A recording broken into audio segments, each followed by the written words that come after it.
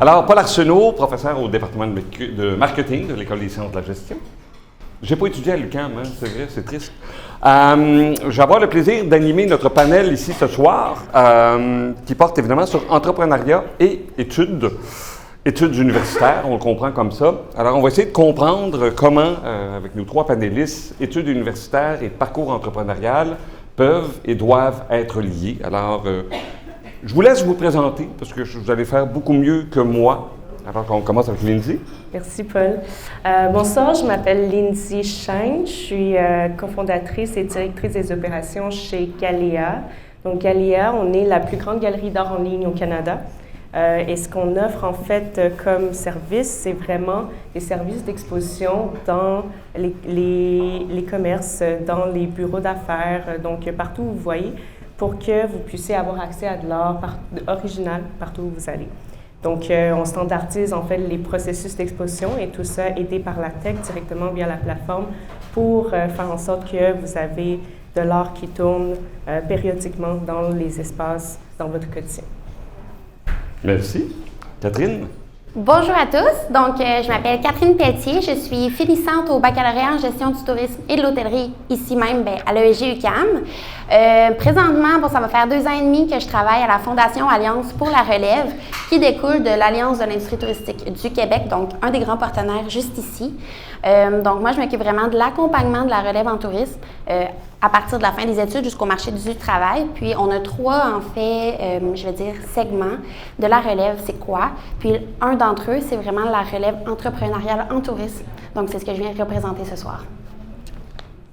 Alors bonjour, Christina Constantinidis. Donc moi je suis professeure à l'UQAM comme Paul en entrepreneuriat, puis je suis responsable du certificat au premier cycle donc en entrepreneuriat et responsable du développement de nouveaux programmes au 2e cycle. Alors quand je dis responsable, je ne suis pas toute seule, on est une équipe de 6, donc je représente l'équipe ici, on travaille beaucoup en collectif. Et puis, qu'est-ce que je peux dire d'autre? Ah oui, en recherche, je dirige un observatoire sur le genre et l'entrepreneuriat. Donc, mes recherches portent surtout sur les femmes entrepreneurs, puis plus globalement sur les dynamiques de genre dans le contexte entrepreneurial. Donc voilà, c'est un panel entièrement féminin. Ben, c'est tant mieux, ça, tant mieux. Voilà, donc ravi d'être là. Merci pour l'invitation. Premier thème, on peut les applaudir quand même. Premier thème, c'est entrepreneuriat et parcours universitaire, compétences entrepreneuriales. Je vous fais une confidence. Quand on a débuté le MT Lab il y a 7 ans environ, avec Martin, avec Pierre Belrose, Geoffroy Allard, on a découvert un certain nombre de choses. La première, c'est qu'on était convaincus que les entrepreneurs, comme toi, Lindsay, c'était tous des drop-out et qui vivaient dans le sous-sol de leurs parents et que c'était des nerds et que c'était des gens qui tripaient sur les jeux vidéo et l'informatique. Grande déception. Ce sont des gens généralement âgés qui ont une carrière fructueuse et bardé de diplômes. Alors ça, c'est la première chose. La deuxième, c'est que moi, j'étais tout content. On s'est dit, l'UQAM, on va se rapprocher des jeunes entrepreneurs. Puis finalement, il y avait de l'air de nous dire, on l'a fait notre parcours universitaire, alors on ne veut pas en entendre parler plus. Puis on a été un petit peu gênés de tout ça. Alors, je te pose la question, Lindsay, parce que tu es notre cobaye entrepreneurial. En quoi ton parcours académique t'a été utile et a nourri ton parcours entrepreneurial? J'ai eu un parcours, en fait, académique assez diversifié. J'ai fait mon cégep en sciences pures et appliquées. Et je suis allée en psychologie, donc j'ai fait un bac en psychologie à l'UDM. Mais à la fin de mon bac, j'ai réalisé que je ne voulais pas nécessairement travailler en psychologie, que je voulais pas nécessairement, que j'avais pas nécessairement de prospect de carrière là-dedans, mais ce que j'apprenais me servait à tous les jours dans plein d'aspects. Et je suis allée chercher aussi, je me suis inscrite donc en même temps que de finir mon bac en art visuel à l'UQAM. Et à ce moment-là, j'ai réalisé je vais me lancer une carrière d'artiste, puis ça va être ça ma carrière. Mais finalement, j'ai réalisé que c'est autant plus difficile d'être artiste parce qu'il faut des compétences entrepreneuriales également dans ça. Et donc, en même temps, je travaillais en vente chez Bell et Virgin Mobile. Puis finalement, j'ai rencontré mon cofondateur parce que j'ai pensé, avec mes compétences en vente, je pourrais peut-être aider d'autres artistes dans mon programme et tout à pouvoir se placer dans des restaurants, cafés, partout où on peut voir l'art, parce que c'est vraiment un problème de diffusion, l'art pour les artistes, surtout émergents. Et là, c'est à ce moment-là que je suis allée chercher aussi un an de tronc commun au bac en administration des affaires au HEC. Puis là, on était entré après ça au OMT Lab. Donc, c'est à pieds joints que finalement j'ai décidé de finir mes études à ce moment-là pour me lancer complètement dans mon entreprise. Donc, ce qui a influencé vraiment, je pense, c'est le fait de continuellement se chercher. C'est vraiment une compétence, je pense que, en fait, c'est un processus qui ne finit jamais en entrepreneuriat. On apprend toujours sur nous-mêmes, on apprend toujours sur le monde, sur les différents systèmes. Et aujourd'hui, par exemple, même si au niveau de l'entreprise, notre modèle d'affaires, tout ça s'est lancé, nos clients sont là, à chaque jour, j'apprends aussi au sein des projets, avec les partenariats qu'on a, avec les différents milieux qu'on dessert. Donc, c'est vraiment, je pense, ce soif d'apprendre, soif de découvrir, puis d'être, je pense, curieux du fait de ne pas comprendre. Puis il y a beaucoup de symptômes d'imposteurs là-dedans, puis de pouvoir se dire, ben, la curiosité, c'est le premier, je pense, atout d'entrepreneuriat. Inspirant, merci. Catherine, tu as été présidente de l'Association étudiante des sciences de la gestion, de l'École des sciences de la gestion. Ouais. Pendant ton mandat, c'est quoi les échos que tu as entendus de tes commettants, des milliers d'étudiants qu'on a à l'ESG, leurs aspirations, je te dirais, dans le profil entrepreneurial? As-tu entendu des choses? Quand même, dans le fond, c'est ça. Moi, je découle vraiment du milieu associatif, donc étudiant. Ça va faire, là, c'était ma 6e année que j'étais au sein du mouvement étudiant, c'est quand même très long. Mais j'ai beaucoup, l'année dernière, vraiment remarqué à quel point l'entrepreneuriat commençait à prendre davantage d'ampleur au sein du moins de l'ESG, puis vraiment des échos très positifs qui souhaitaient justement se lancer en affaires. Par l'entrepreneuriat, l'intrapreneuriat ou peu importe, sincèrement. Puis vraiment, j'ai travaillé quand même avec Geoffroy aussi, puis on voit qu'il y a un beau momentum qui se crée en ce moment, du moins au sein de justement de l'ESG, par rapport à ça. Puis bon, ben Isabelle prend le relais, j'en suis très fière, très contente. Donc voilà, je dirais qu'il y a des beaux échos, puis ça commence à être vraiment solide. La même question, mais de l'autre côté de la patinoire, Christina. Qu'est-ce que tu sens, toi, qui est spécialisé en entrepreneuriat, qui en bouffe, qui écrit, qui rédige, qui réfléchit, tout ça, mais qui enseigne aussi? Qu'est-ce que tu vois dans tes classes? C'est quoi, encore une fois, les appétences, la recherche? C'est quoi les aspirations de tes étudiants par rapport à l'entrepreneuriat? Alors là, j'ai envie de réagir à ce qui a été dit aussi parce que souvent, enfin, je vais faire ma prof, j'ai touché le micro, pardon. Il y a des recherches qui montrent que, j'ai envie quand même de vous partager ça, que les études en entrepreneuriat inhibent en fait pas mal d'entrepreneurs. D'où ma réflexion de comment on peut accompagner ces entrepreneurs au travers des études pour ne pas avoir cet effet-là, parce que ce n'est pas le but. Ça les inhibe, pourquoi? Parce qu'on balance toute une série de connaissances, de conseils, de plans d'affaires hyper détaillés, puis on fait part aussi de toutes les difficultés, les risques, et en fait ça peut venir inhiber. Et je me dis qu'au travers de nos parcours, les appétences, c'est quoi? Pour répondre à ta question quand même, c'est que, alors, il y a être dans la classe, apprendre de façon traditionnelle, mais surtout, en fait, ce qu'on veut, c'est compléter ces approches-là par des approches très pratiques.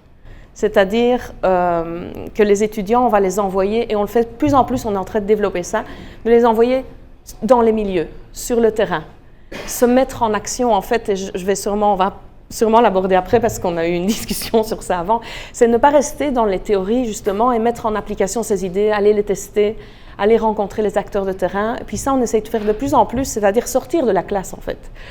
Et donc apprendre via, les connaissances qu'on a, aller sur le terrain, donc aller dans les réseaux, comme ici par exemple, et puis aussi créer son entreprise en fait, qui n'est pas, on en parlait tout à l'heure, c'est pas sauter dans le vide, c'est pas un grand pas, c'est une série de petits pas, et donc c'est vraiment mettre en action les projets entrepreneuriaux au jour le jour pour y arriver de l'idée à l'action là justement.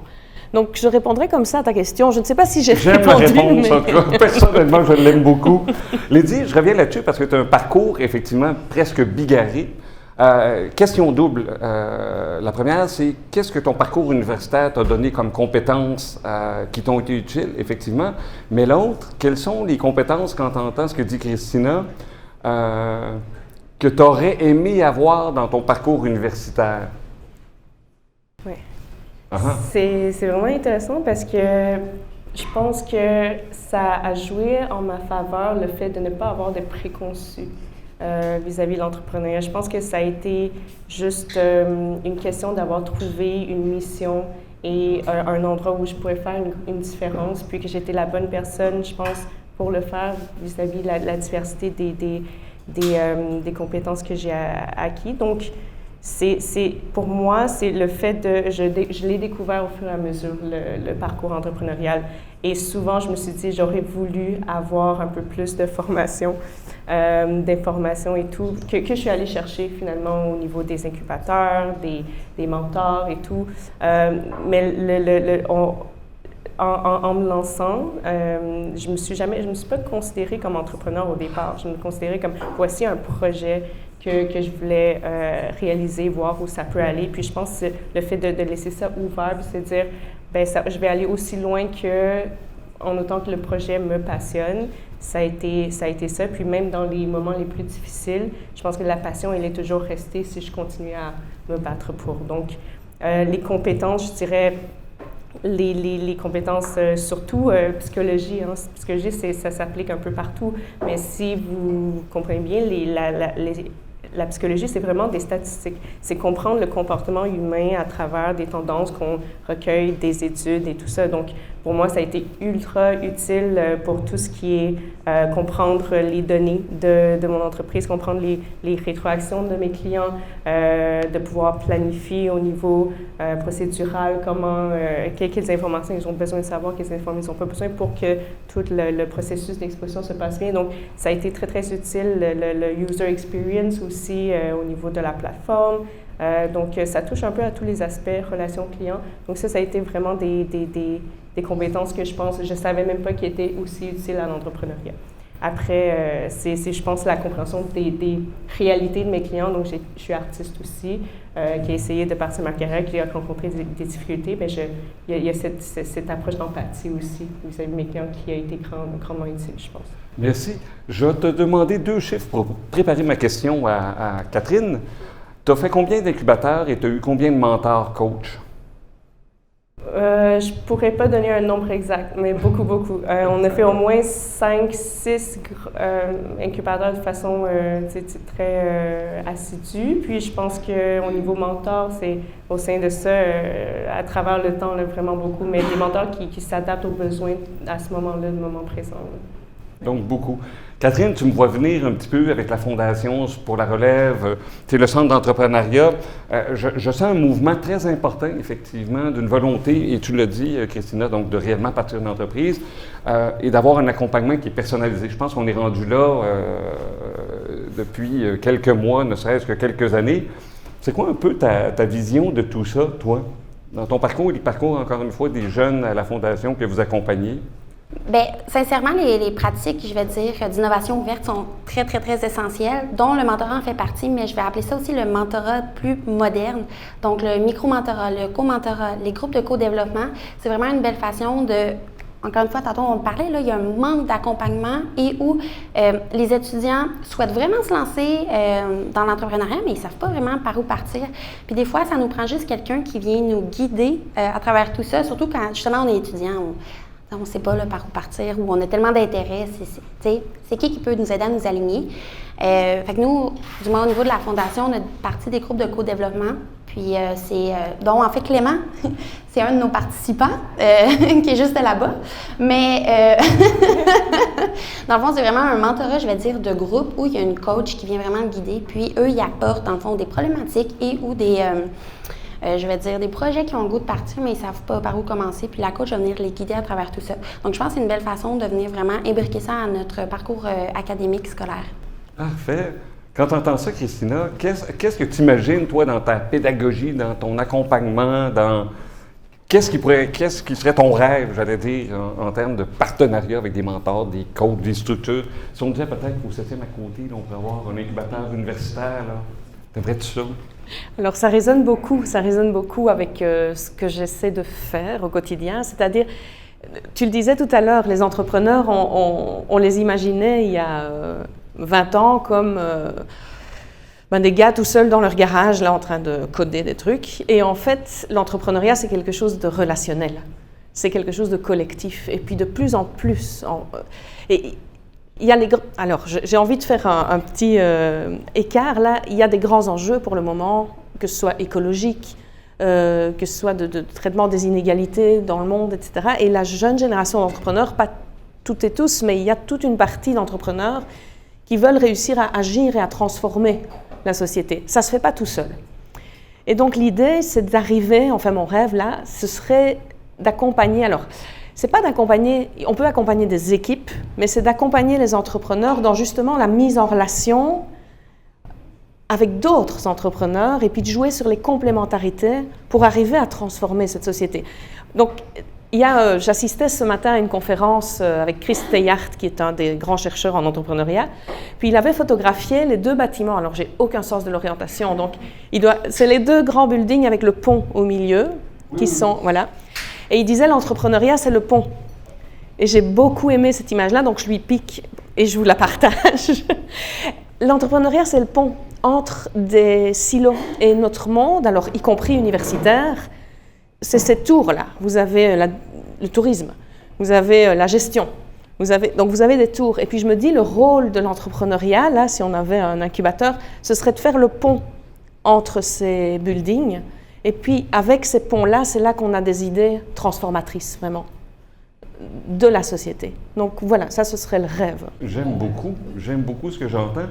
Et faire un peu de pouce là-dessus, ce que tu as dit tout à l'heure, un peu Pavlov, là, la récompense, c'est quoi les risques et les récompenses de ton parcours entrepreneurial? C'est quoi? Tu as dit tout à l'heure, il y a eu des moments difficiles. Bon, on s'en doute un peu, il y a partir d'une entreprise, voilà.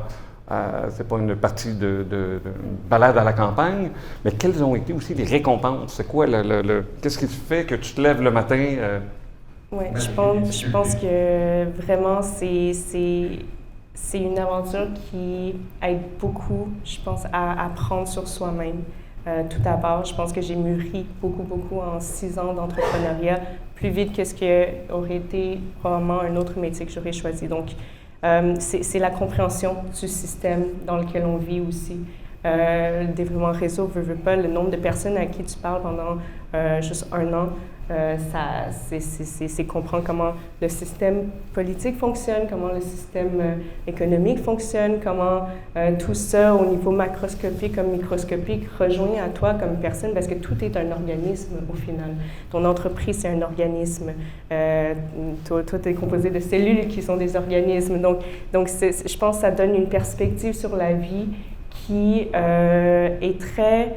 malgré les moments difficiles, là, qui me rend très sereine, en fait, très confiante par rapport au futur. Puis, donc, il y a beaucoup d'introspection, beaucoup de ces compétences-là, de gestion d'émotions, de stress, de la vie en général, mais aussi énormément de compétences transversales vis-à-vis ma vie. Là. Quand on parle du social, par exemple, dans le social, je vais aller augmenter plus la qualité versus la fréquence. Donc, on est capable de gérer plein d'aspects de nos vies avec les compétences qu'on a acquis. Puis, par exemple, aujourd'hui, organiser une fête entre amis, ça me prend 2 secondes versus avant, ça pouvait être un peu plus... donc, il y a comme plein d'avantages comme ça, là, à partir de petits exemples de même. Mais je tiens aussi à dire que je ne l'ai pas fait toute seule, parce que je pense que c'est une question qui doit venir nécessairement en faisant référence à justement la collaboration. Je pense que pour moi, ça a été une expérience vraiment importante d'avoir des coéquipiers, d'avoir des cofondateurs, des collaborateurs pour m'aider justement à partir cette chose-là. Puis je pense que la charge mentale toute seule aurait été beaucoup plus grande que ce que j'aurais pu prendre. Je rebondis sur ce que tu dis encore une fois, et Christina, il y a quelque chose d'intéressant. Puis on rewind, on revient à la création du MT Lab, qui décide d'accompagner des entreprises innovantes en tourisme, culture, divertissement, dans lesquelles personne ne devient milliardaire. Et il y a une grosse mode très nord-américaine, hein, les venture cap, hein, voilà, on veut des licornes, on veut des brevets, c'est ça qu'on veut, puis on met 1 million sur 10 compagnies, 100 000 chaque, puis on te pose combien de leads tu as eu, combien de personnes tu as téléphoné, il t'en manque 12, tu les reprends la semaine prochaine. C'est hallucinant, c'est un système capitaliste bête et méchant et spéculatif, et c'est de la course de chevaux. Et j'entends pas ça dans ce que tu dis, j'entends pas ça non plus. Pas juste, je dirais, le modèle d'entreprise Inc. au BNL, l'entreprise sociale, solidaire, coopérative et autres, mais d'avoir des projets entrepreneuriaux. Comment tu vois ça? Des projets entrepreneuriaux qui ont un sens, mais qui peuvent quand même avoir une pertinence économique. Puis je fais un autre point de vue. J'ai parlé à Luc Sirois et Rémi Quirion. Il y avait un lancement de grosse étude de l'OCDE sur l'entrepreneuriat, puis il y en avait juste pour la capitalisation, la valorisation, la sortie après 4 ans. Puis je faisais... Il y a des choses qui aident à l'économie, mais qui en plus aident la société. C'est pas juste de l'innovation sociale, c'est comme c'est un petit bonbon. Comment tu vois ça, toi? Qui enseigne à l'ESG quand même? Alors, c'est une grande question, là. Mais je pense que ça va dépendre du projet, déjà, puis ça va dépendre du contexte dans lequel on est. Mais cela étant dit, l'idée, c'est pas d'évacuer l'économique ou la croissance. Enfin, il en faut, je pense. Alors là, j'essaye de ne pas être trop normative, c'est pas ce qu'il faut faire ou pas faire. On est pour accompagner les gens dans leurs projets, mais je vois une tendance chez mes étudiants et étudiantes, pour le moment, vers justement, j'ai bien aimé ta phrase, de l'entrepreneuriat qui a du sens. C'est-à-dire, oui, on va rechercher la croissance de l'argent, mais ça n'est pas la motivation première. La motivation première, c'est souvent de réaliser sa passion, de se réaliser, de se développer personnellement. Donc ça, c'est au niveau individuel, mais aussi d'avoir un impact social. Ça ne veut pas dire qu'on est dans de l'entrepreneuriat social, pas nécessairement. En fait, on fait cette frontière-là entre entrepreneuriat économique et entrepreneuriat social, et cette frontière, elle devient de plus en plus floue. Hein. Et elle a toujours été floue, je pense. Et donc, l'idée, c'est vraiment de réconcilier les deux, mais c'est pas évident. Parce que, pourquoi? Parce que ces venture capitalistes, ces business angels, etc., quand on va les chercher pour financer ces projets, ils ont des attentes, ils ont des exigences, puis on doit parfois sacrifier certaines de ces valeurs pour y arriver. Et la question, c'est toujours à quel point vous êtes prêt à sacrifier vos valeurs pour le financement. Est-ce qu'il ne vaut pas mieux aller plus petit au départ, bâtir quelque chose de plus solide, de plus durable? Puis là, ça touche à la relève. J'avais dit que je te laisserais le... On en a parlé avant, mais je peux y aller ou... on était d'accord on était d'accord sur ce point-là, puis j'aimerais l'évoquer aussi. Il y a aussi toute la question de la pérennité de nos entreprises. Et donc, pour le moment, il y a beaucoup d'entreprises et tu en parleras sûrement tout à l'heure aussi, c'est beaucoup d'entreprises qui vont disparaître si elles ne sont pas reprises. Et en fait, est-ce qu'on est obligé de créer des choses nouvelles et d'aller chercher du méga financement pour ces choses nouvelles, ou est-ce qu'il y a aussi des options de relève et de faire perdurer des entreprises actuelles?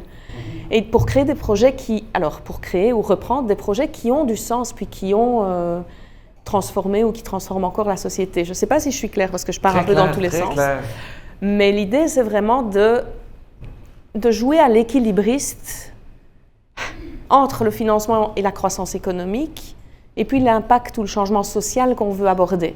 Puis il y a une auteure, Maria Callas, c'est une chanteuse d'opéra. Elle s'appelle Martha Callas, oui voilà, le nom ressemble, qui a dit l'entrepreneuriat, pendant une vingtaine d'années, a été décrit comme une activité économique, dans les recherches, dans l'enseignement, dans la façon dont on le vivait. Et en fait, ce qu'elle dit, c'est une activité économique et c'est aussi un changement social, un levier de changement social. Et moi, je trouve important, quand on donne les cours, de sortir de cette logique économique uniquement, pas de la rejeter, mais de l'intégrer avec le changement social. Donc, de toute façon, pour qu'une entreprise survive, il va falloir du financement. Mais où est-ce qu'on va le chercher? Est-ce qu'il y a moyen de bâtir des plus petites choses, puis de faire ce qu'on appelle du bootstrapping, donc d'utiliser ce qu'on va générer comme profit, petit profit pour croître petit à petit, puis se laisser le temps. Et ça fait parfois des entreprises beaucoup plus durables que celles qui croissent. Voilà. Qui sortent très rapide, oui. Voilà. Je ne dis pas qu'il y a un bon modèle, là. Il y a une diversité de modèles entrepreneuriaux. Mais il y a un modèle dominant, néanmoins, on est d'accord. Mais ce modèle dominant, peut-être pas se laisser absorber par lui, peut-être se poser la question de dans quel modèle, moi, je veux être en tant qu'entrepreneur. En fait, c'est ça. Dans ce modèle-là, on salue la ministre du Tourisme qui a offert au MTLab un fonds de 10 millions de dollars, justement avec une seule obligation par le contrat, un chèque de 10 millions en disant « Vous n'avez pas le droit de diluer le capital des entreprises que vous aidez. Point. Vous n'êtes pas là pour en tirer profit. » Et j'ai trouvé ça beau et noble à la fois.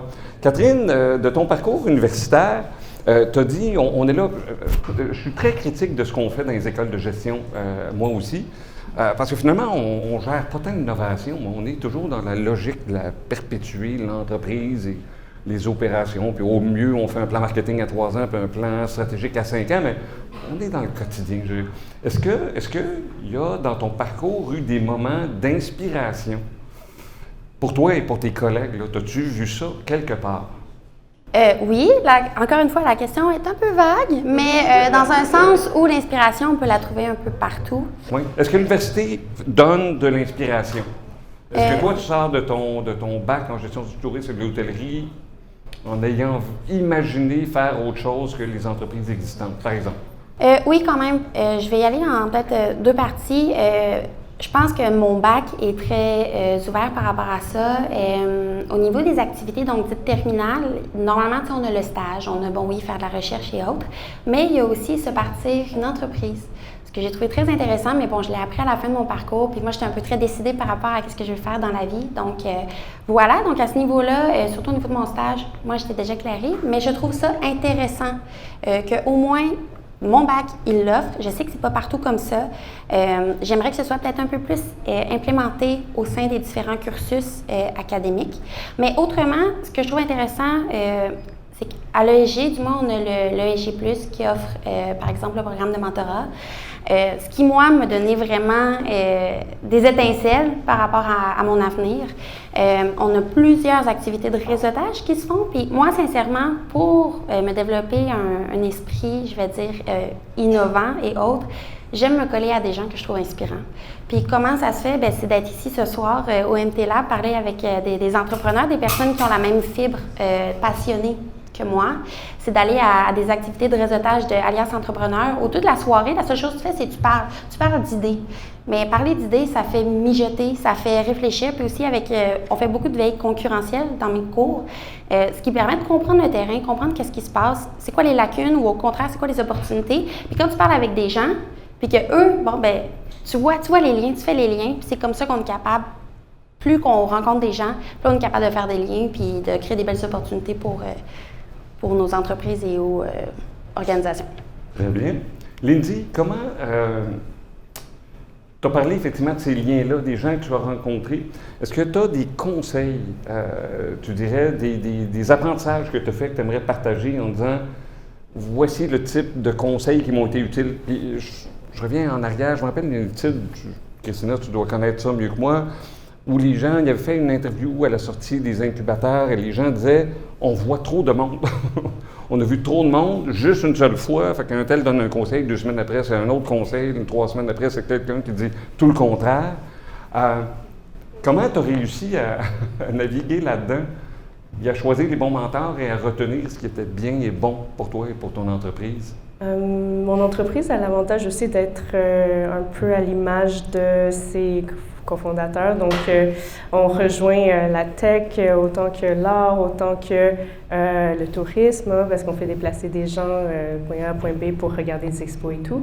L'événementiel, donc, et on est entré un peu dans cet aspect du monde du start-up, justement, où on va lever du gros financement pour faire avancer les projets rapidement. Donc, au sein de tout ça, je dirais que le conseil que je donnerais, c'est tout revient à toi comme fondateur et tout, ta vision des choses, l'agglomération de l'ensemble, la vue d'ensemble de l'entreprise, c'est ça vraiment ton rôle principal en fait.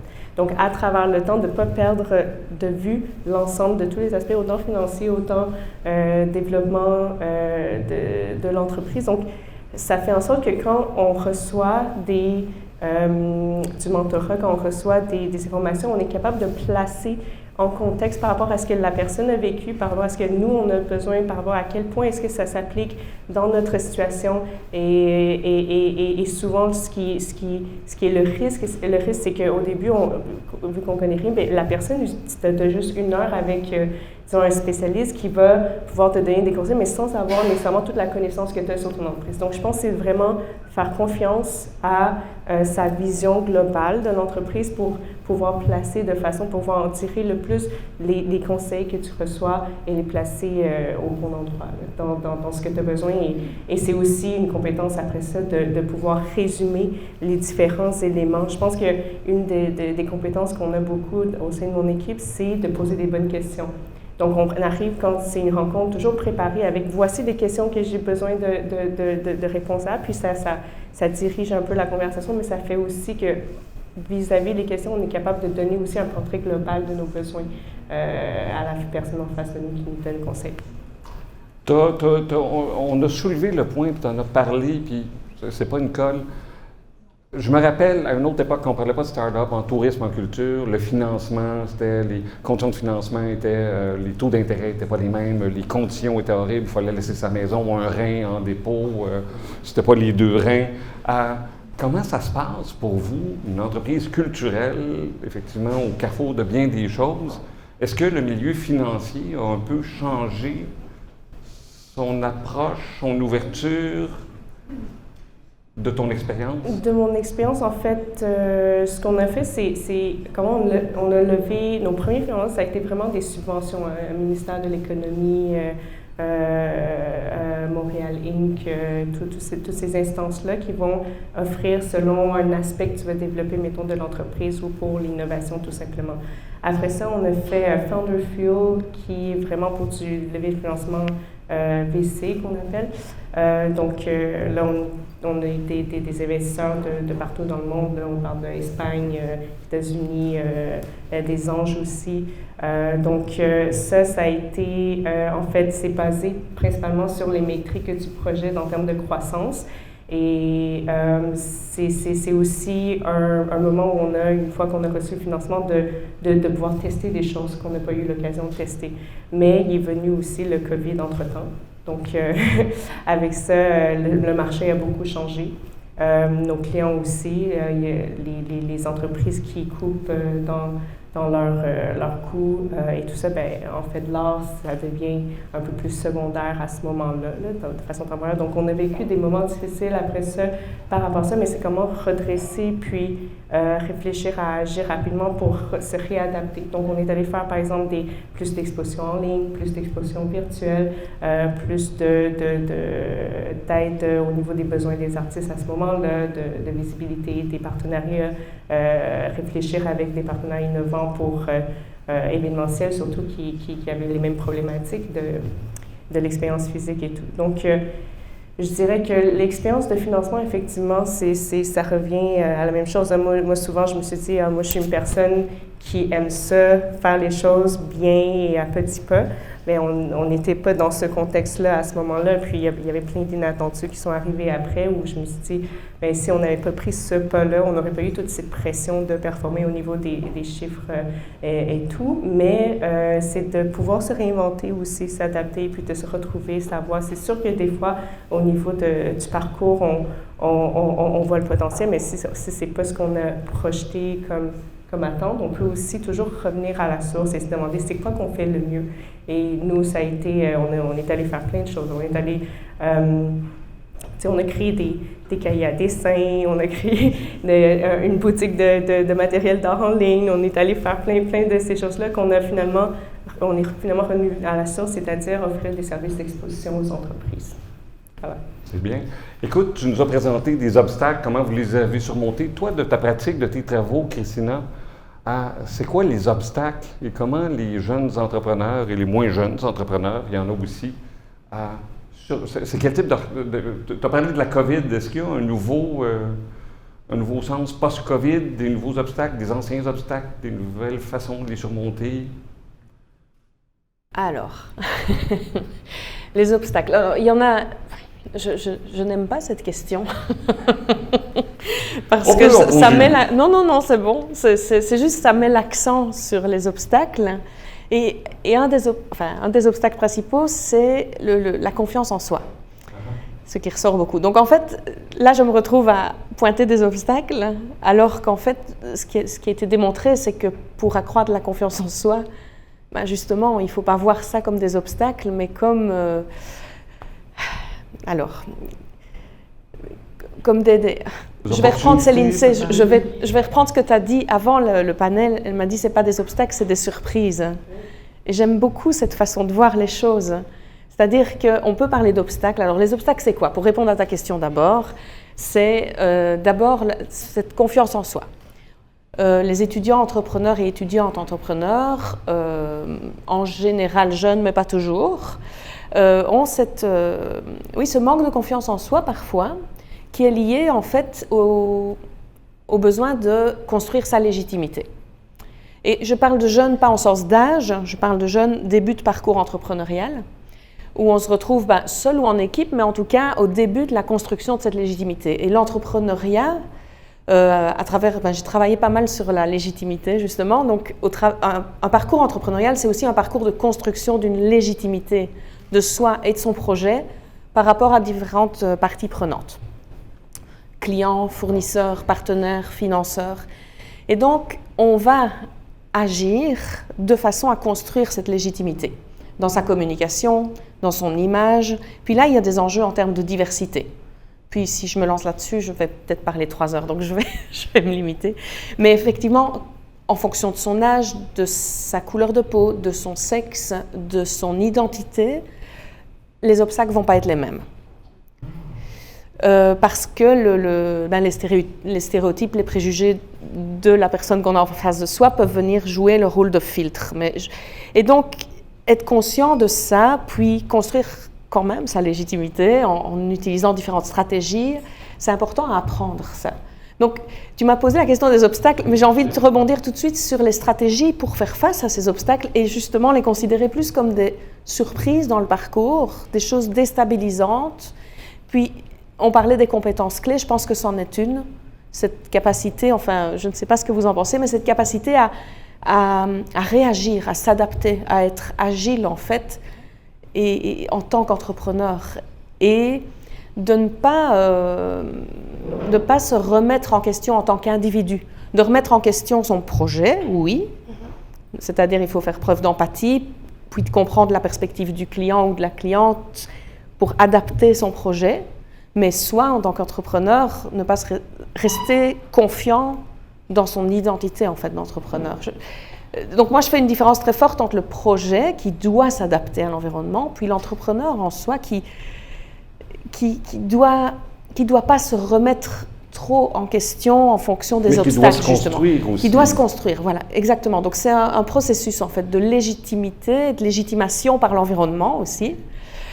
Puis c'est un processus et puis ça se fait petit à petit. Donc c'est peut-être l'obstacle le plus important comme étudiant entrepreneur, c'est que le label étudiant n'est pas nécessairement accolé dans l'esprit des investisseurs comme un vrai entrepreneur. Un manque de crédibilité. Oui, voilà, il y a un manque de crédibilité.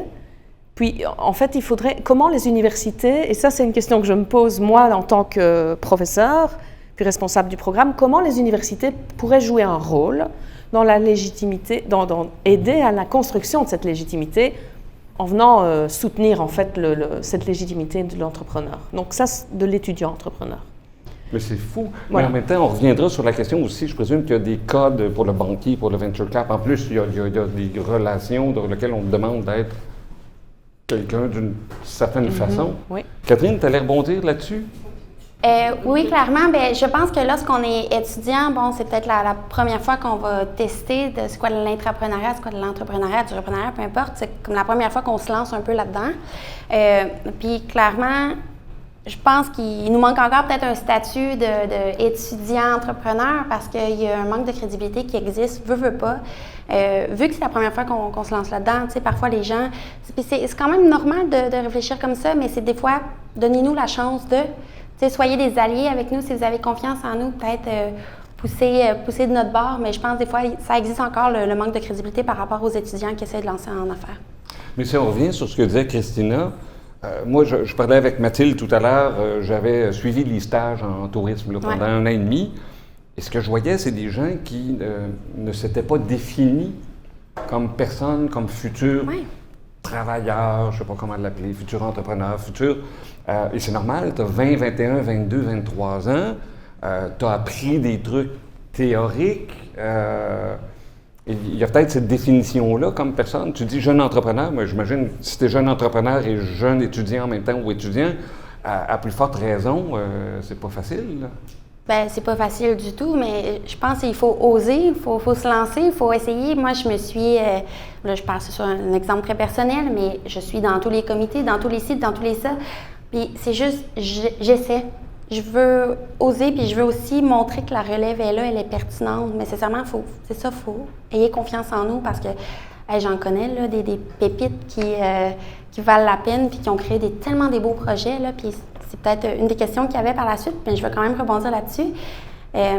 Deux de mes anciens collègues de classe, c'est un couple. Ils ont parti, c'était Taco Dolores ou Dolores Taco, un des deux. Puis c'est dans le fond un food truck éphémère qui ont fait le tour du Québec, mais c'était des petits gourmands, des foodies. Puis ils ont tellement bien réussi, mais par la suite, ça a tellement grossi vite, mais les gens n'étaient pas là pour bien les encadrer. Puis malheureusement, mais ils se sont respectés dans tout ça, puis ils ont dit, ben, finalement, c'est pas notre X, on veut pas aller là-dedans, mais on veut continuer de faire des projets par rapport à ça. Puis ils ont été capables d'accepter ça, puis de mettre leurs limites, leurs barrières, puis de dire non, c'est plus le projet pour nous, mais on va en créer un autre, puis de quoi d'encore plus haut, mais qui va vraiment fitter avec nos valeurs. Puis je pense vraiment les valeurs là-dedans, c'est de se construire, puis ils ont bien réussi. Mais le passage qu'ils ont fait entrepreneurial était utile, ils ont construit, ben ils se sont construits là-dessus. Là. Oui, ils vont se construire parce qu'ils développent, ils apprennent à se connaître. Puis je pense que si tu n'essaies rien dans la vie, jamais tu vas être capable de te connaître, puis c'est normal, mais plus tu... Puis pour eux, c'était peut-être un échec, j'aime vraiment pas ce terme-là, mais ça leur a permis de réapprendre à voir, OK, non, on est tel type de personne, puis on se construit, c'est ça, ils se sont construits. Une fois qu'on a parlé de tout ça, comment, tu l'as posé la question, Christina, comment l'université peut accompagner, et là, ton expérience, Lindsay, Catherine et Christina aussi, comment l'université pourrait offrir des parcours, je sais pas moi, des options, Qu'est-ce qui devrait être fait spontanément, là? Juste l'idée générale. On a un cheminement en un, là. On pourrait avoir un cheminement entrepreneurial. Ça pourrait être super intéressant d'apporter ça. Puis on a un super beau centre d'entrepreneuriat là, avec l'ESG.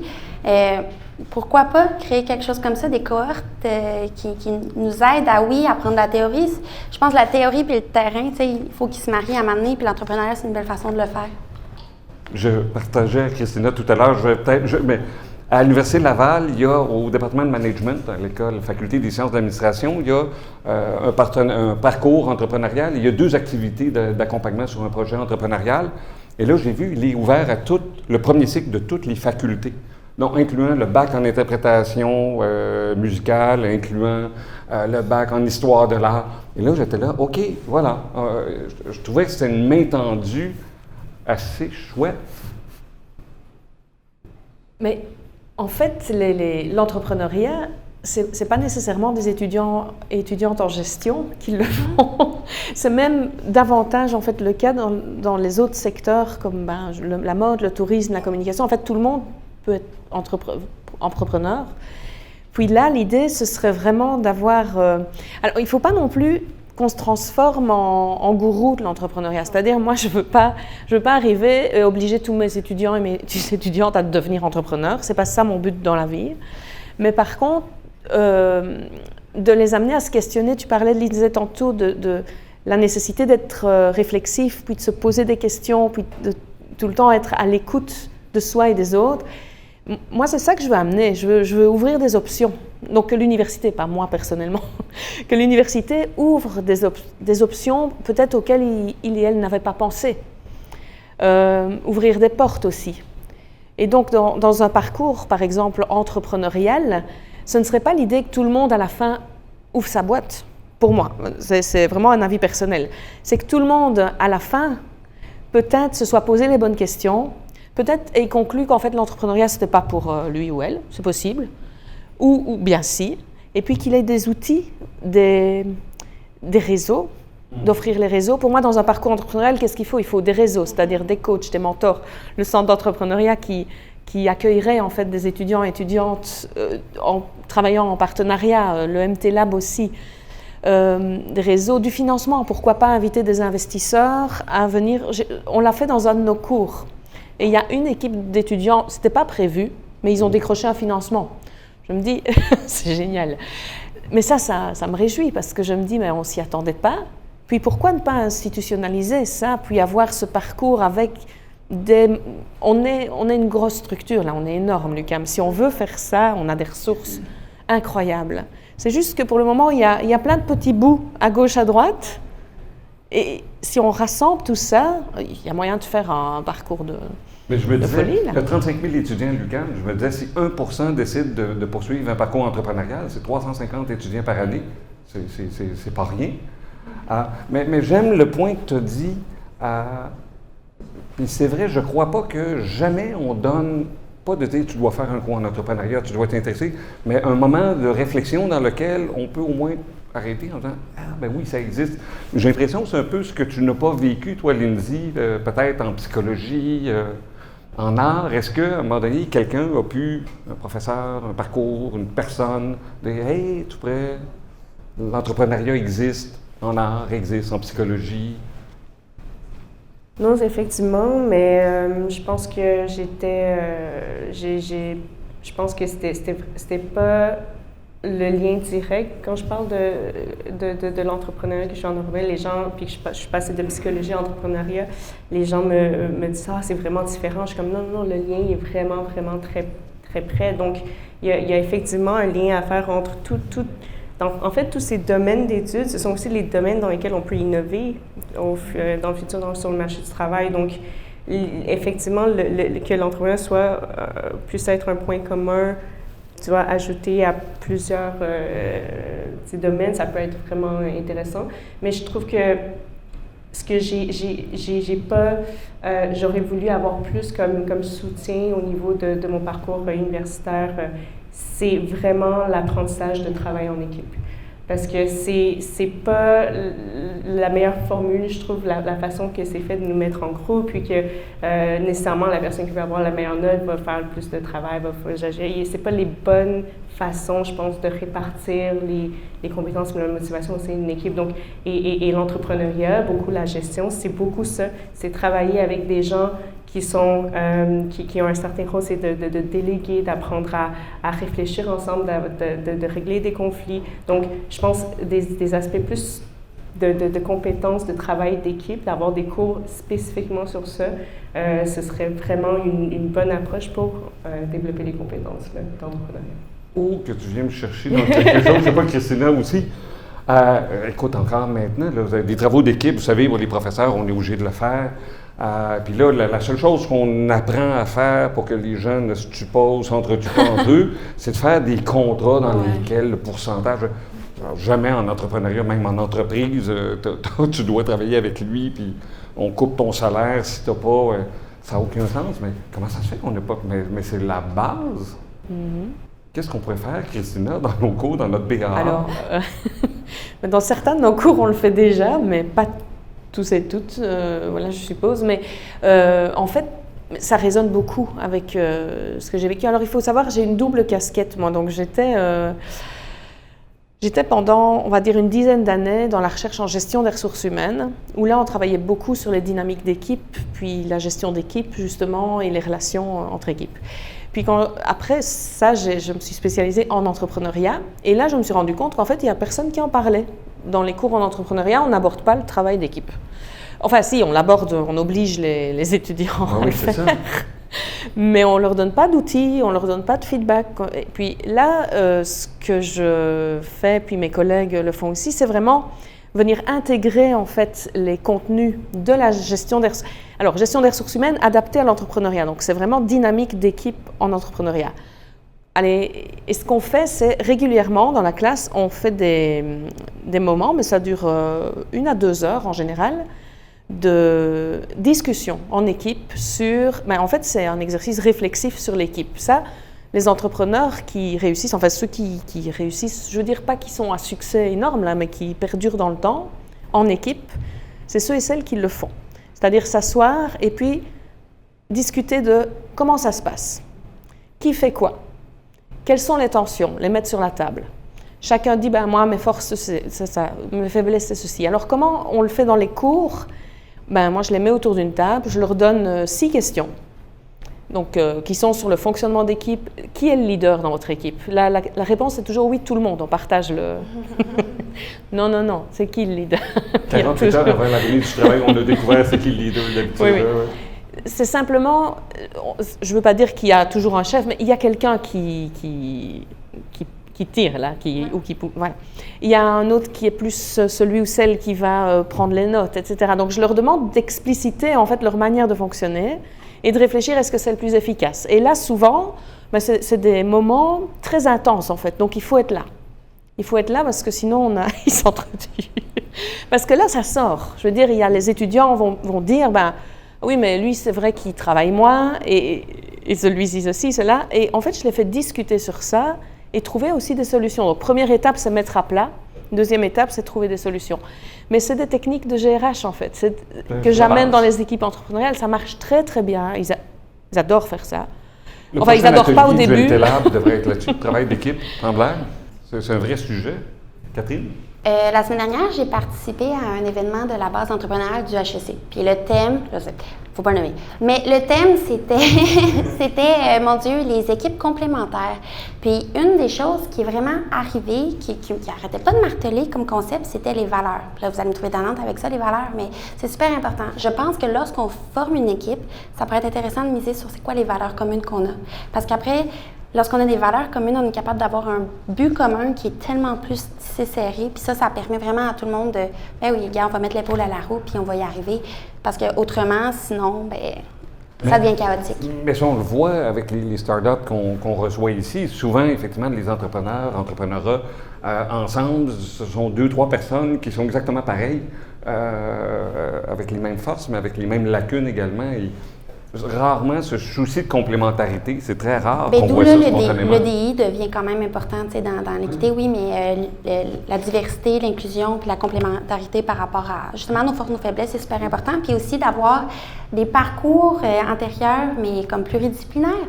De savoir que la personne était plus, mettons, en milieu associatif, l'autre vraiment plus niveau telle affaire, connaître la gouvernance, l'autre non. Puis après, on est capable de vraiment tout se rallier puis d'être une équipe solide, mais de tout bord, tout côté. Groupe endiablé, est-ce que vous êtes là? Des questions à poser à nos 3 sympathiques, gentils, dynamiques, panélistes. Nathalie, une question? Moi, je veux juste passer toi, tu passes le micro.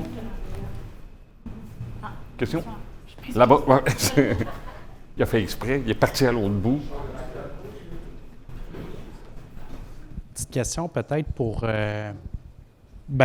l'ensemble, peut-être en matière théorique ou en matière pratique, mais je suis curieux de savoir, puis surtout, moi je suis plus étudiant, mais peut-être d'un niveau étudiant, de quelqu'un qui veut sortir de l'université, partir un projet, mais que même aux études ou en sortant des études, il y a des obligations financières, d'une certaine façon.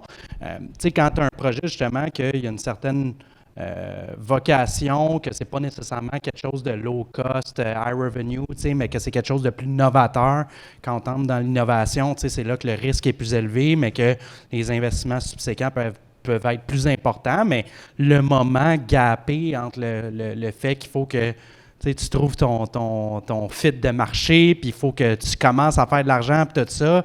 Qu'est-ce qui fait en sorte que, justement, il arrive à un point que tu peux vivre de ton entreprise, puis qu'est-ce qui fait en sorte que tu peux ne pas te décourager de dire « j'ai essayé, ça ne marche plus, financièrement parlant, ça ne marche plus, je vais essayer d'aller sur le marché du travail à la place », tout simplement. Je peux commencer.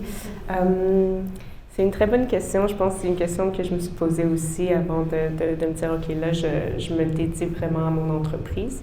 Je pense que toute l'équipe, comment ça a commencé, c'est qu'on avait notre job-in à part, puis on avait une certaine sécurité financière qui n'était pas nécessairement une sécurité financière qui allait grandir nécessairement avec le temps, mais il est constant. Donc, il y avait cet aspect-là. Il y avait aussi des aspects de partenaire de vie, dans quel contexte on est. Donc, chaque personne a son propre... il y a le risque de l'entreprise, de l'entrepreneuriat en tant que tel, mais chaque personne a des risques différents. Puis, il faut vraiment bien les communiquer pour se dire dans l'équipe, mais qui est prêt à prendre tel risque à tel moment, puis comprendre ces situations-là, pour que chaque personne soit dans un entre-deux de... un petit, ce qu'on dit, un sweet spot entre ben, je sais que demain, je ne vais pas finir dans la rue, mais en même temps, je sais que je suis en train d'investir mon temps sur quelque chose qui potentiellement, au niveau de l'entreprise, peut me rapporter plus dans le temps comme gratification. Donc, le moment où on a commencé, on s'est dit c'est bon, c'est le moment où on a reçu un assez grand financement ou subvention pour dire OK, pendant les prochains 6 mois, mettons, on va être bien.